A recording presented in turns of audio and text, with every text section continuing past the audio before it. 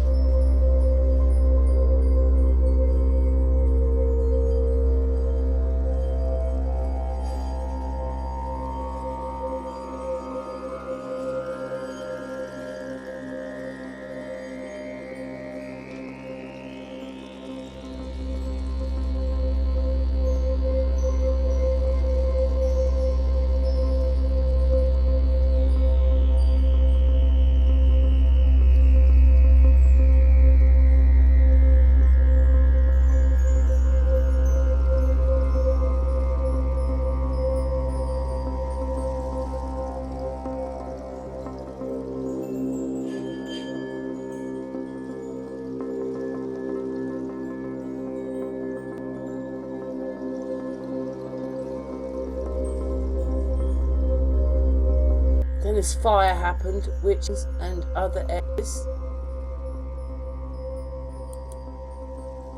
Look at that damage, if that is a correct picture. Wow.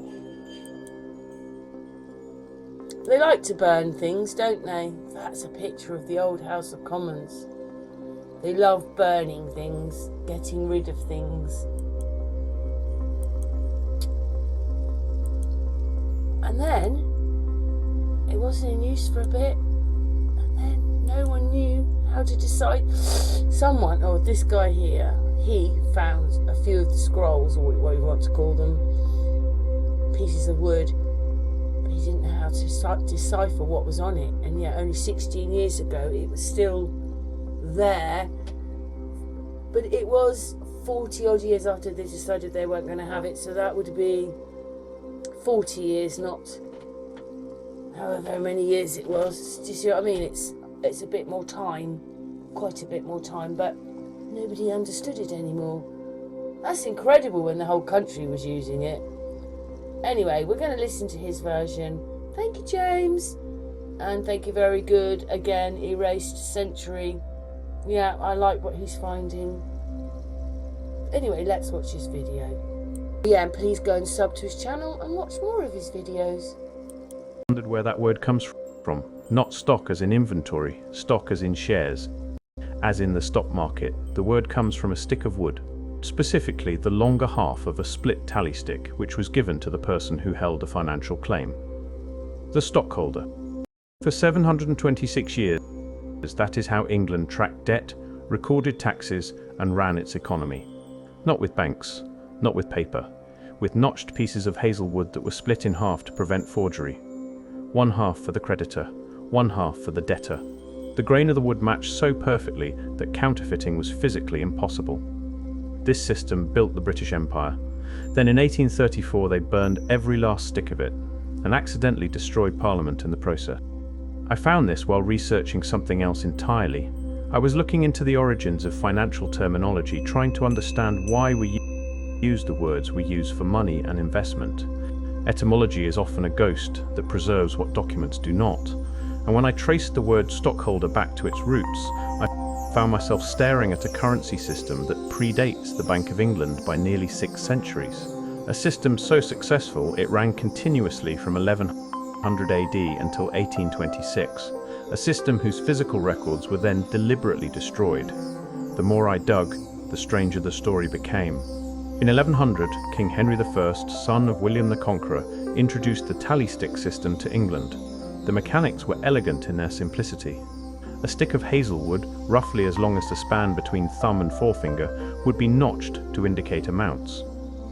The dialogue concerning the exchequer, a 12th century administrative manual, lays out the denominations precisely. A cup the thickness of a palm represented £1,000, the breadth of a thumb meant £100, the breadth of the little finger meant £20. A single pound was marked by a cut the width of a swollen barleycorn. A shilling was narrower still. A penny was a single cut that removed no wood at all. Once notched, the stick was split lengthwise through the markings. The longer piece, called the stock, went to the person who had advanced money or paid taxes.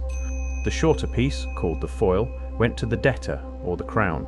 Because the split followed the natural grain of the wood, the two halves could only match each other. No two sticks split identically. Forgery was not merely difficult. It was physically impossible for 700 years. Now I should be clear about something. This was not a perfect system. It was not magic money that avoided all economic problems. King Charles II managed to abuse it catastrophically in 1672, defaulting on over £1.3 million and destroying several prominent banking families in what became known as the Great Stop of the Exchequer. In 1834, Richard Webley, the Clerk of Works at Parliament, received instructions to dispose of these accumulated tallies. He decided against giving them away as firewood to the poor families who lived nearby. Instead, he ordered them burned in the 2 heating furnaces beneath the House of Lords. 2 Irish labourers, Joshua Cross and Patrick Furlong, were assigned the task. They began at dawn and continued throughout the day, feeding 700 years of financial records into the flames.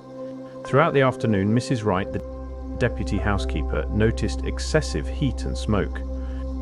She became puzzled by how warm the floors were becoming, but the workers insisted on finishing. The furnaces were extinguished by 5 in the evening. By 6, flames were licking through the floor of the House of Lords. The copper lining of the chimney flues had melted. The fire spread with terrifying speed. By 6:30 that evening, a massive fireball had exploded through the roof of Parliament. It became the largest fire in London between the Great Fire of 1666 and the Blitz of the Second World War. The King and Queen could see the flames from Windsor Castle 20 miles away. Both the House of Commons and the House of Lords were destroyed. Westminster Hall survived only through heroic firefighting and a fortunate shift in the wind. The damage was estimated at £2 million. The building was uninsured. No one was prosecuted. Prime Minister Viscount Melbourne called it one of the greatest instances of stupidity upon record. 21 years later, Charles Dickens addressed the Administrative Reform Association and described the sequence of events with acid precision. He mocked what he called the obstinate adherence to an obsolete custom. He noted that when the question of replacing tallies with paper records had first been raised, all the red tape in the country grew redder at the bare mention of this bold and original conception. It took from 1782 until 1826 just to abolish the sticks. Then it took another 8 years to burn them. And in burning them, they destroyed the seat of government itself. Dickens found this grimly appropriate. The bureaucracy that could not reform itself managed to set itself on fire. But here is the detail that disturbs me most. In 1850, just 16 years after the fire, Alfred Smee, the resident surgeon at the Bank of England, reported something remarkable. He had been investigating the few surviving tally sticks in the bank's possession, trying to understand how they had been read. His conclusion was blunt. No gentleman in the Bank of England recollects the mode of reading them. 726 years of continuous use, 16 years of total forgetting. The physical records were gone, the institutional memory was gone. Only the etymology remained. Stock, stockholder, the ghost of a system preserved in language while the evidence burned. Maybe I am seeing patterns where none exist.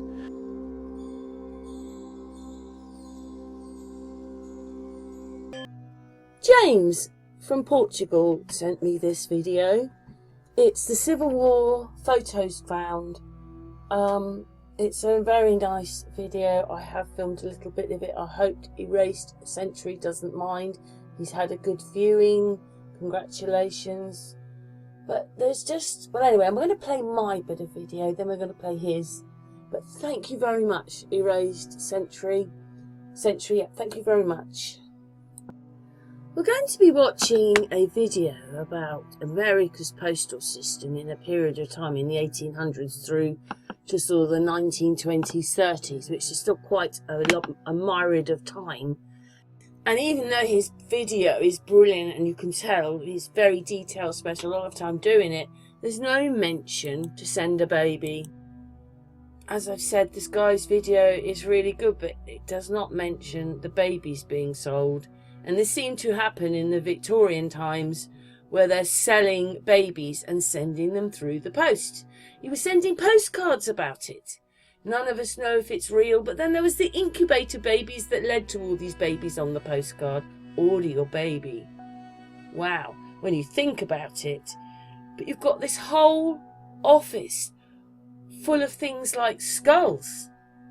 I mean, say it was part of your brother or your father or something. Everybody likes a bit of the body back, at least something of them, so they can bury it. But these are skulls. What, did they boil everything before they gave it back to the family? That doesn't seem right to me. And there's something else as well. Going on to that bit, but I'm going through this little video I made, but my recorder plays up every now and again, so today it's doing it. It says babies by parcel post. And then it seems to have been stopped here in June the 13th, 1920. So they were being posted.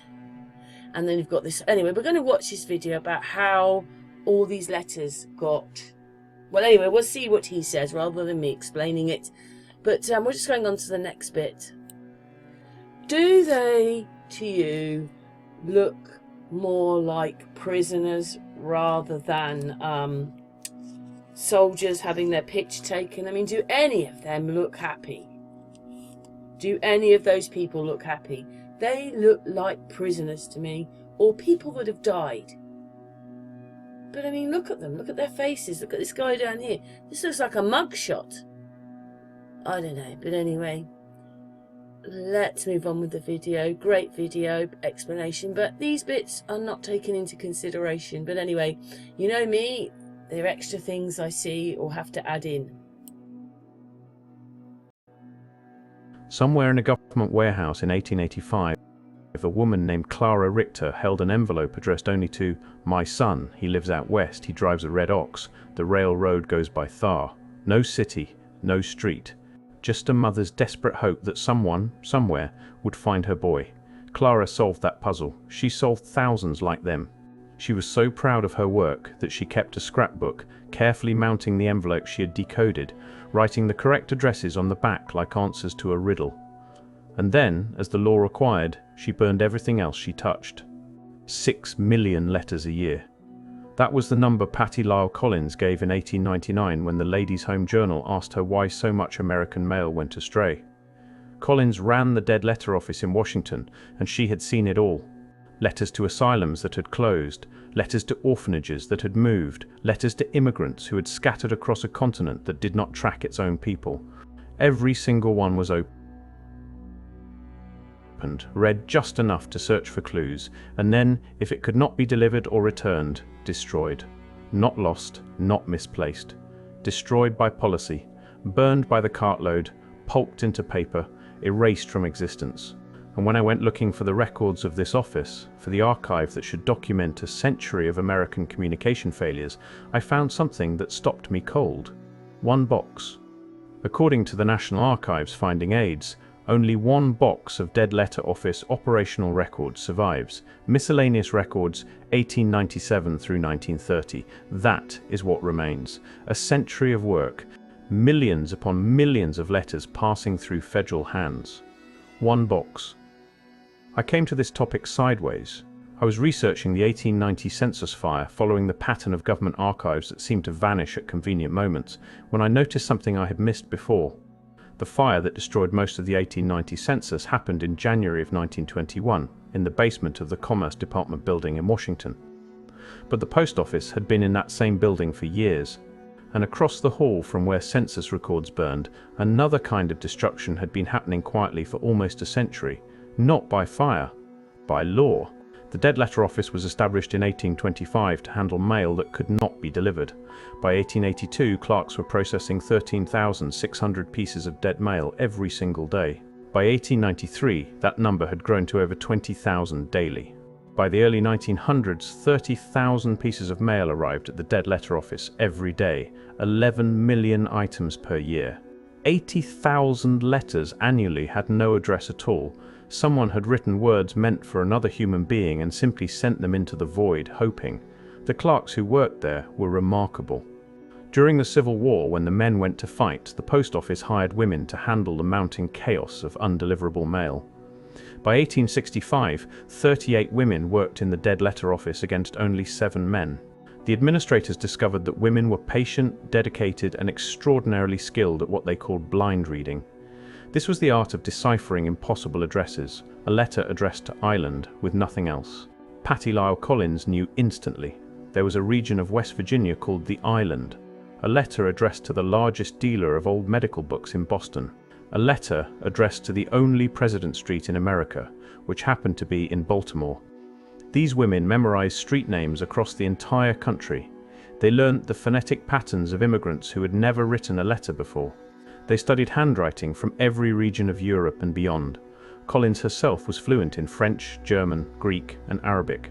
Clara Richter, the German immigrant who kept those scrapbooks, eventually became chief of the Foreign Mail Division. They were documentation machines, processing 1,000 letters a day each, and they were paid $600 a year, while men doing the same work earned $900.